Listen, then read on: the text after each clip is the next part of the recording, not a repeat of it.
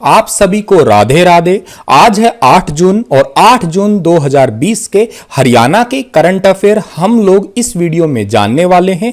आशा करता हूं आप सभी बहुत अच्छे होंगे। चलिए शुरू करते हैं। सबसे पहले दुनिया भर में केसेस कितने हैं कोरोना वायरस के? 70,81,590 लोग कोरोना से संक्रमित हो चुके हैं दुनिया भर में और मौतों का आंकड़ा अब 4 लाख प्लस जा चुका है। यही केसेस हमारे प्यारे भारत में जो है वो 2,57,486 हो चुके हैं और अब मौतों का आंकड़ा इंडिया के अंदर जो है वो 7200 से भी पार जा चुका है। एक नंबर पे तो अभी भी महाराष्ट्र ही है, फिर तमिलनाडु है, फिर दिल्ली है, फिर गुजरात है और फिर राजस्थान का नंबर आता है। हमारे हरियाणा के अंदर भी केसेस बहुत ही तेजी से आगे बढ़ रहे हैं। आप देखिएगा 496 केस आए हैं, लगभग 500 के आसपास केस आ चुके हैं एक दिन के अंदर और टोटल केसेस जो है वो 4448 हो चुके हैं और मौतों का आंकड़ा अब 28 हो चुका है। सबसे ज्यादा गुरुग्राम में है, फिर फरीदाबाद में है, फिर सोनीपत में है। चलिए पहला हमारा क्वेश्चन है कि हरियाणा के किस जिले में बढ़ते मरीजों की संख्या के चलते वन मैप एप्लीकेशन शुरू करने का फैसला किया गया है? अभी आपने थोड़ी देर पहले ही जाना है कि हरियाणा के अंदर सबसे ज्यादा केसेस जो बढ़ रहे हैं वो बढ़ रहे हैं गुरुग्राम के अंदर। तो ये वन मैप एप्लीकेशन जो है वो भी गुरुग्राम के अंदर जो है वो लॉन्च किया जाएगा। बी ऑप्शन जो है इस क्वेश्चन का बिल्कुल ठीक रहेगा। फिर धीरे धीरे सोनीपत, फरीदाबाद और अन्य जो जगह है वहां पे भी इसको जो है अप्लाई कर दिया जाएगा। अब देखिएगा ये एप्लीकेशन का काम कैसे होने वाला है। नॉर्मली दिल्ली के अंदर भी एक ऐसा एप्लीकेशन लॉन्च किया गया था और इस एप्लीकेशन से दिल्ली के अंदर क्या काम हो रहा है? इस एप्लीकेशन से ये हो रहा है कि कौन से हॉस्पिटल में कितने रिजर्व बेड है फॉर कोरोना पेशेंट्स के लिए। अच्छा, वहां पे जो है के अलावा वेंटिलेटर्स की सुविधाएं या घर से वो कितना दूर है, ये सारी मतलब जो हॉस्पिटल से रिलेटेड जानकारी है घर बैठे एक एप्लीकेशन के थ्रू ली जा सकती है। वही सेम जो फॉर्म है वही गुरुग्राम के अंदर वन मैप एप्लीकेशन के थ्रू जो है वो कंडक्ट करवाई जाएगी। के अलावा इस एप्लीकेशन से ये भी फायदा होगा कि कई बार घर में जो है जगह नहीं होती है क्वारंटाइन के लिए। मान लेते हैं कि किसी व्यक्ति को कोरोना संक्रमण हो चुका है लेकिन वो घर में रहना ही नहीं चाहता, जानबूझ के वो सोच रहा है कि अगर मैं घर में रहूंगा तो मेरे जो करीबी हैं उनको भी संक्रमण फैल सकता है। इस वजह से पेड क्वारंटाइन के लिए होटल भी है, क्वारंटाइन सेंटर भी बने हुए हैं। अब वो कहां कहां पे बने हुए हैं, कितना उनका खर्चा है, क्या प्रोसीजर है उनके अंदर जाने के लिए, वो सारी जानकारी भी इस एप्लीकेशन पे जो है दी जाएगी। के साथ ही अब कोरोना के केसेस बहुत ज्यादा बढ़ रहे हैं। इस वजह से जो है हरियाणा के अंदर आप सभी को पता ही है कि अगर मास्क ना पहना जाए तो उस पर 500 रुपए का जुर्माना लगता है। अब 22 जून तक जो है एक एक व्यक्ति को ट्रेस किया जा रहा है, ठीक है, और लगातार ट्रेस किया जा रहा है ताकि इस वैश्विक महामारी को जो है लोगों को बचाया जा सके इस महामारी से। अगर किसी ने मास्क नहीं पहना है तो उस पर 500 रुपए का जुर्माना लगेगा ही लगेगा। अच्छा, के अलावा जो है गुरुग्राम जिले के अंदर जो है वो कॉन्टैक्ट ट्रेसिंग का भी काम शुरू कर दिया गया है। अब आप लोगों ने इस तरीके की फोटो देखी होगी। ये क्या होता है? टच फ्री सेंसर होता है, टच फ्री थर्मामीटर भी बोलते हैं इसे हम लोग। क्या करता है? ये बॉडी का टेम्परेचर सेंस करता है। अब ये क्या है कि जितने भी लैब टेक्नीशियंस हैं वो क्या करेंगे, घर घर जाके लोगों का टेम्परेचर चेक करेंगे। अगर कोई संभावित है तो उसको क्वारंटाइन के अंदर फिर रखेंगे वो, ठीक है। और ये जो विभाग है ये यूपीएचसी है, अर्बन प्राइमरी हेल्थ सेंटर है। वहां पे जितने भी लैब टेक्नीशियन हैं वो इसके लिए उनको ट्रेनिंग दी जा चुकी है, कुछ को दी जा रही है और फिर वो मोबाइल सैंपलिंग वगैरह के लिए या यूं कहिएगा कॉन्टैक्ट ट्रेसिंग करेंगे। जिसे टेम्परेचर इनिशियली यही होता है कि टेम्परेचर अगर बॉडी का नॉर्मल है तो ठीक है, अगर थोड़ा बहुत भी गड़बड़ाया है तो उसको एक संभावित रूप में देखा जा सकता है, सस्पेक्टेड केस के रूप में देखा जाता है। अब बात की जा रही है गुरुग्राम की। तो गुरुग्राम की स्थापना कब हुई है? 1 नवंबर 1966 को हुई है। क्षेत्रफल 1258 वर्ग किलोमीटर है। गुरुग्राम के उपनाम बहुत सारे हैं। साइबर सिटी है, सपनों की सिटी है, सौर ऊर्जा हब है, गुरु द्रोणाचार्य का गांव है, कॉल सेंटर ऑफ कैपिटल है, भारत की बॉल सिटी है, इलेक्ट्रॉनिक सिटी है, अमीरों की नगरी और मिलेनियम सिटी के रूप में पुकारा जाता है। शीतला माता का मंदिर गुरुग्राम में है, भीमकुंड मंदिर है और एकलव्य मंदिर है, ठीक है। हाल ही में एटलस साइकिल उद्योग की आर्थिक तंगी के कारण सभी यूनिट्स को बंद कर दिया गया है। इस उद्योग की स्थापना किसने की थी? हमने थोड़े दिन पहले भी इसको जाना था। गाजियाबाद यूनिट को बंद किया था थोड़े दिन पहले। अभी सोनीपत समेत जितनी भी यूनिट्स हैं उन सभी यूनिट्स को बंद कर दिया गया है। तो इस उद्योग की स्थापना किसने की थी? इस इंडस्ट्री की स्थापना की थी राय बहादुर जानकी दास ने। डी ऑप्शन जो है इस क्वेश्चन का हमारा वो बिल्कुल ठीक रहेगा। अच्छा, ये तीन ऑप्शन है तो ये कौन है? ये तीनों ही इनके बेटे हैं, जयदेव कपूर, बिशंबर दास और के साथ में जगदीश कपूर। ये तीनों ही इनके बेटे हैं। और राय बहादुर जानकी दास जो है इन्होंने इस एटलस कंपनी को जो है या एटलस इंडस्ट्री को जो है वो शुरू किया था। सोनीपत से शुरू हुई है ये और 14 से भी ज्यादा देशों में भी गई थी ये। 40 लाख साइकिल साल में बनाई थी। अब लेकिन सारी यूनिटें बंद हो चुकी है। ये है एटलस कंपनी के संस्थापक राय बहादुर जानकी दास। 1951 में इन्होंने जो है इस फैक्ट्री को शुरू किया था। ये पहले साइकिल की गद्दी बनाने का काम करते थे और इनको खुद को जो है साइकिल बनानी आती थी। इसी वजह से इनकी इंडस्ट्री भी इतनी ज़्यादा ग्रो कर पाई थी। शुरुआत में इन्होंने जो है 25 एकड़ ज़मीन लेके और एक छोटी सी फैक्ट्री लगाई थी। फिर धीरे धीरे लोगों ने जो इसको पसंद किया, फिर ये लुधियाना पंजाब, साहिबाबाद उत्तर प्रदेश, मालनपुर मध्य प्रदेश, गुरुग्राम और बाकी यूनिट जो है जगह जगह पे इसकी फैलती गई।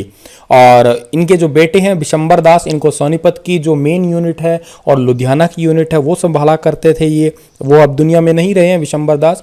जयदेव कपूर सोनीपत की जो मिल्टन फैक्ट्री और के साथ साहिबाद की यूनिट है उसको संभालते थे।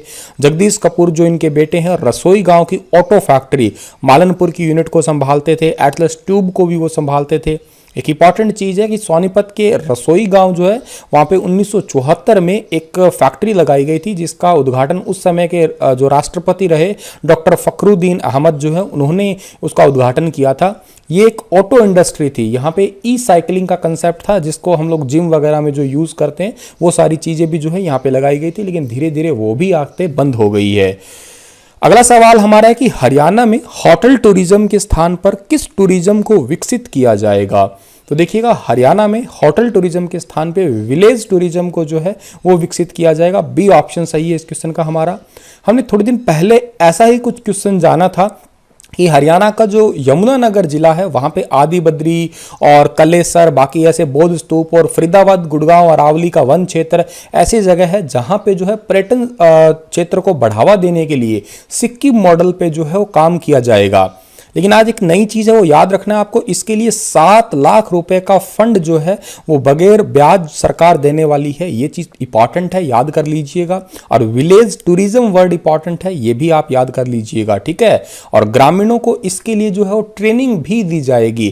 क्यों? क्योंकि देखो गाँव के लोगों को अब टूरिज्म का थोड़ा ज्ञान नहीं होता। अब कोई बाहर से घूमने जा रहा है तो मतलब कोई आया अंग्रेज आया उसकी मतलब यूं ही अपन नकल उतारने लग जाए, ओए कानिया इधरा, ओए काड़िए, ओए पीड़िए, मतलब ऐसे थोड़ा सा इस तरीके से लैंग्वेज का या थोड़ा उनको किस तरीके से गाइड करना होता है, किस तरीके से होटल जो है वो बनाने हैं या विलेज टूरिज्म को किस तरीके से बढ़ावा देना है, पशुपालन के तरीके वगैरह, इन सभी के बारे में जो है वो जानकारी दी जाएगी। या कैसे कैसे खाने जो है विदेशी लोग पसंद करते हैं, इसकी ट्रेनिंग दी जाएगी सरकार द्वारा। हरियाणा में करनाल जींद नेशनल हाईवे 709 4 लेन का निर्माण किया जा रहा है। इसे कितना मीटर चौड़ा बनाया गया है? इसे 18 मीटर चौड़ा बनाया गया है। डी ऑप्शन जो है इस क्वेश्चन का हमारा बिल्कुल ठीक है। 9 मीटर की 2 सड़कें होने वाली है। पहले ही काफ़ी कम सड़कें हुआ करती थी, 5 से 7 मीटर की ही चौड़ी सड़क थी, लेकिन अब इसे 18 मीटर जो है वो चौड़ा किया जा रहा है। हाल ही में सीएम मनोहर लाल खट्टर ने कितने वरिष्ठ माध्यमिक विद्यालयों को आदर्श संस्कृति मॉडल विद्यालय के रूप में विकसित करने की घोषणा की है? तो अभी हाल ही में मनोहर लाल खट्टर ने 98 जो वरिष्ठ माध्यमिक विद्यालय हैं उनको आदर्श संस्कृति मॉडल विद्यालय के रूप में विकसित किया जाएगा। इसका मतलब है कि इसमें 3 टाइप की श्रेणियां बांट दी जाएगी, जिसमें से पहली श्रेणी है जिसके अंदर जो है पूरी की पूरी फीस माफ होने वाली है। दूसरी कैटेगरी के अंदर जो है आधी फीस माफ होगी। तीसरी कैटेगरी के अंदर पूरी की पूरी फीस ली जाएगी। वो डिपेंड करेगा कि वो आर्थिक स्थिति क्या है और के अलावा जो है एजुकेशन या मेरिट के आधार पे ये श्रेणियां जो है वो डिवाइड की जाएगी। हालांकि अभी तक क्लियर नहीं किया गया कि ये श्रेणियां जो है कैटेगरीज जो है वो किस आधार पे 100% डिवाइड होगी। हरियाणा में कितने इंग्लिश मीडियम स्कूल खोले जाएंगे? तो हरियाणा के अंदर अब 1000 इंग्लिश मीडियम स्कूल खोले जाएंगे। सी ऑप्शन सही है इस क्वेश्चन का हमारा। इंफ्रास्ट्रक्चर में सुधार के लिए और के साथ साथ जो स्टडी का पैटर्न है उसके अंदर चेंज करने के लिए 2020-21 के बजट में, शिक्षा विभाग के बजट में 14% की वृद्धि की गई है और इसी के तहत ही जो है 1000 इंग्लिश मीडियम स्कूल खोले जाएंगे। के साथ ही इन्होंने ये भी कहा है कि मेड इन इंडिया जो है उसका भी उपयोग किया जाए पूरे भारत के अंदर या पूरे हरियाणा के अंदर। इसका आह्वान किया है कि चीनी सामान जितना भी है उसको बंद किया जाए। आत्मनिर्भर अभियान जो है इंडिया का उसको जो है अपनाया जाए और देश की जितनी भी खुद की चीजें हैं उनको ही अपनाया जाए। यही खट्टर ने कहा है, यही प्रधानमंत्री ने कहा है।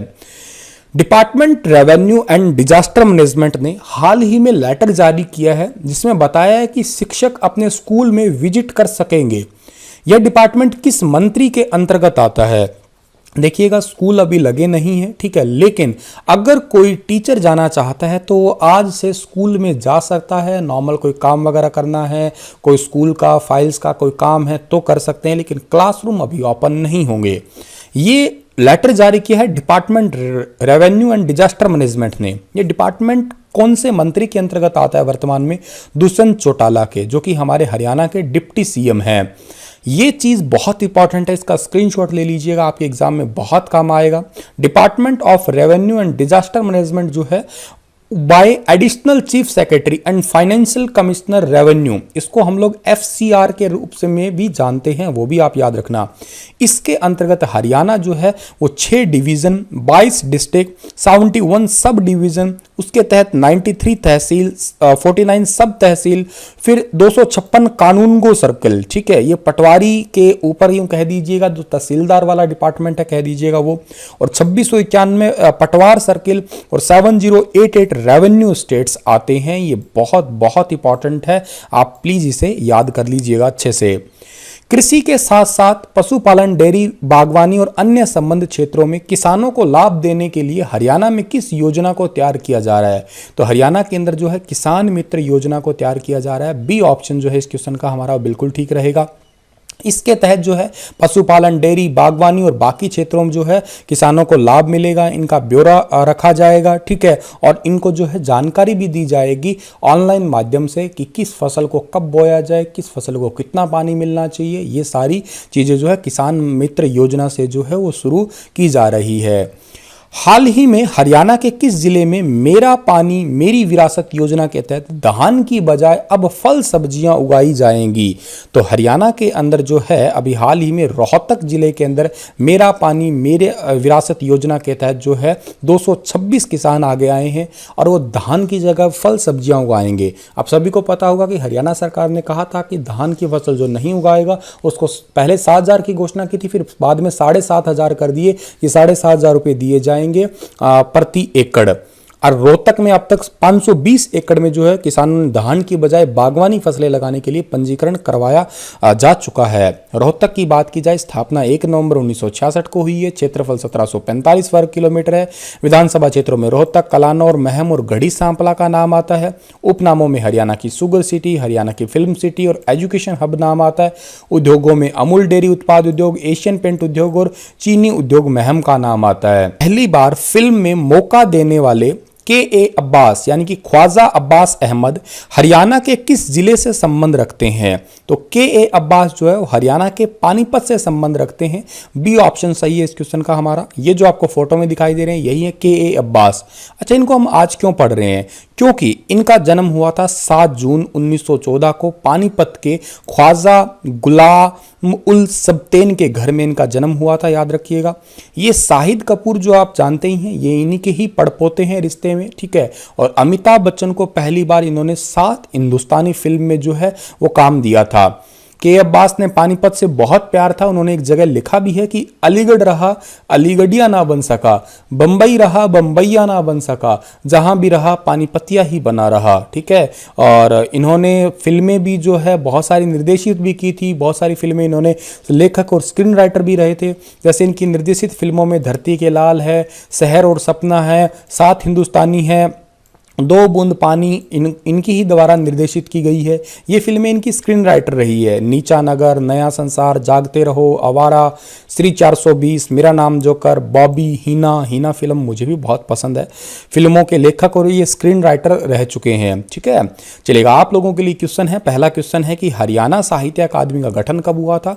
9 जुलाई, 8 जुलाई, 10 जुलाई या 12 जुलाई 1970 को।